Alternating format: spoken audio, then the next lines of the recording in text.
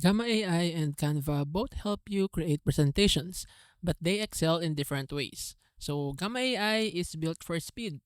You give it a prompt, some text, or even a link, and it instantly generates a clean, well structured deck with minimal manual work. It's perfect when you need something professional in minutes, like a quick pitch or meeting summary, but its customization options are more limited.